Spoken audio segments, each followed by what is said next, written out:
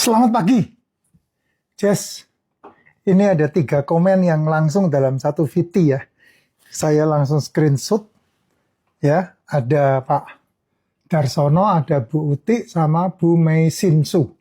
Ini komennya sama, berhubungan dengan kesulitan tidur.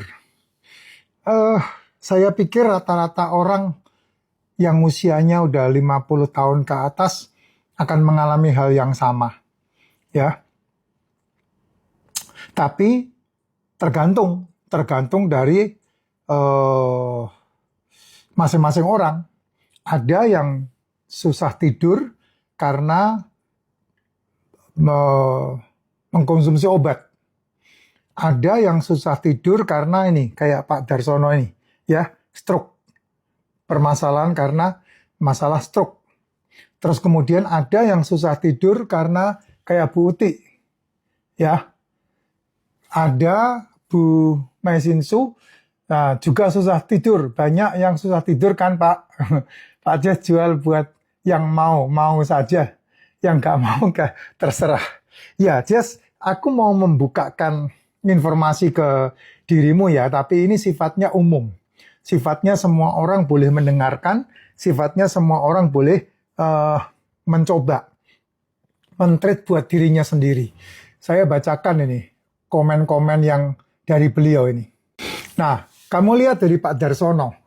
Pak Jess kalau gak bisa tidur namun karena terkena stroke ringan, apa konsumsinya? Ya, ini pertanyaan pertama.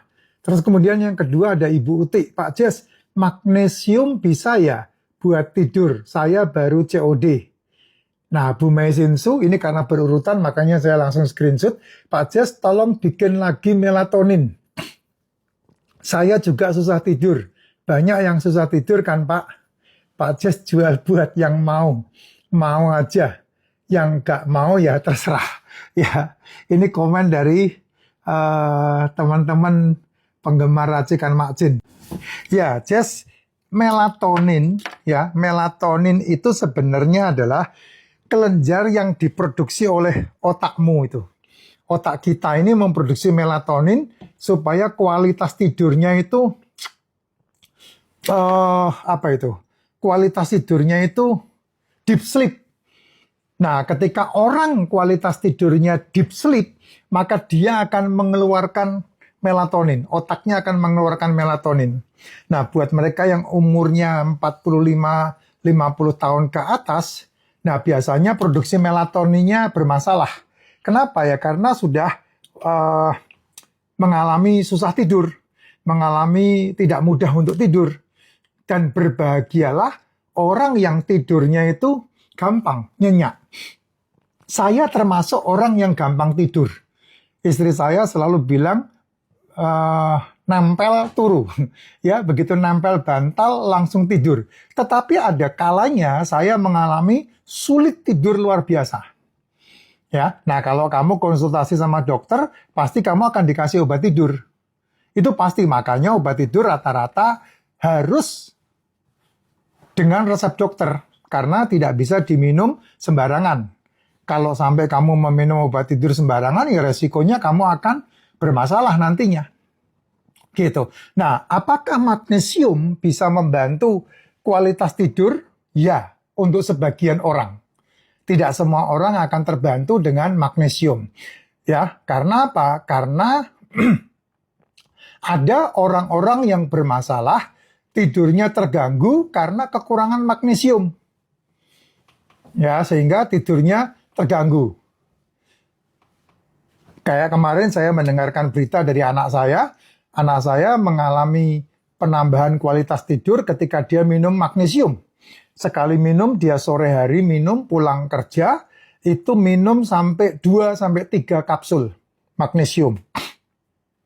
Dia minum, kualitas tidurnya meningkat. Nah, itu kenapa? Karena kekurangan magnesium. Karena satu hari dia beraktivitas penuh. Nah, orang-orang yang bekerja dengan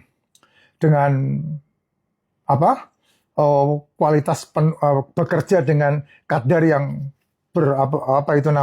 overload. Nah, biasanya kekurangan magnesium sehingga dia susah tidur. Nah, kalau orang-orang kayak begini susah tidur, biasanya kayak begitu tuh.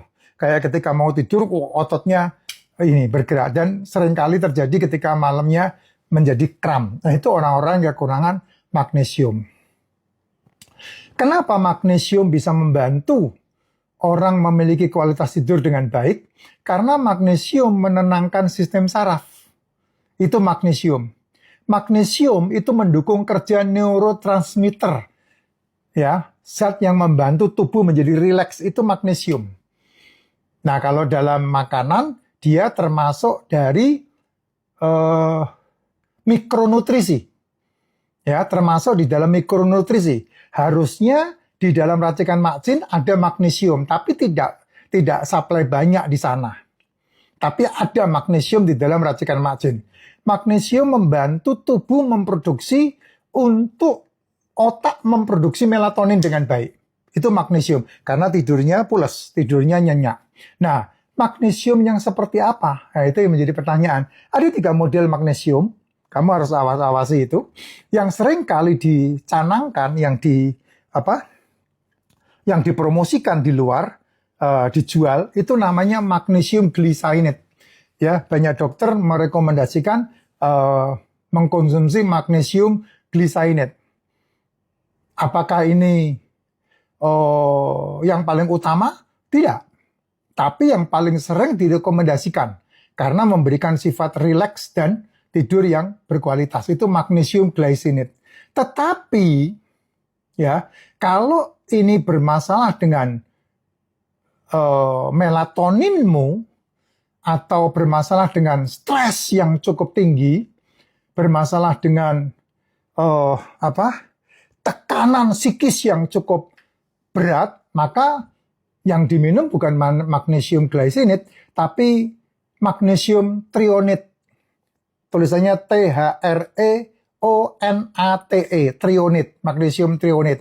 Karena apa? Karena dia akan mengarah kepada fungsi otak, kebutuhan dari relaksasi di otak, sehingga kamu memiliki kualitas tidur yang lebih baik. Tapi ada jenis magnesium yang ketiga, yang ini jarang banget direkomendasikan. Karena apa? Karena berhubungan dengan kalau orang mengkonsumsi ini, maka dia bukan hanya masalah stres yang diselesaikan, tetapi juga masalah yang berhubungan dengan pencernaan. Karena biasanya orang-orang yang stres itu susah buang air besar kan, hampir bisa dibilang akan mengarah kepada perut yang kembung kan, akan mengarah kepada begah karena tidak bisa buang air besar. Nah, biasanya direkomendasikan magnesium sitrat. Ada 3 magnesium ini ya. Magnesium sitrat semuanya ada di keranjang kuning sebetulnya. Kalau kamu mau mencari ya, kalau nggak bisa di keranjang kuning yang Vira kasih, ya kamu bisa searching sendiri di Shopee. Karena tidak semuanya saya bisa ngeklik di sana untuk menambahkan barang-barang itu untuk ada di keranjang kuning. Nah, magnesium sitrat bukan hanya membantu sebagai relaksator, ya, membantu otak rileks, ototnya rileks, kemudian tubuhnya rileks, tetapi dia juga bisa membuat BAB lebih lancar. Itu magnesium sitrat ya. Nah, kalau yang dibutuhkan, yang seringkali direkomendasikan, ya cari yang 200 sampai 400 mg magnesium. Ya, itu yang paling dibutuhkan. Tapi seringkali 500 yang ada, 500 gram. Ya enggak masalah, no problem. Nah, diminumnya kapan? Diminumnya sore. Selesai kamu makan jam 6, nah menjelang jam 7 itu dimakan.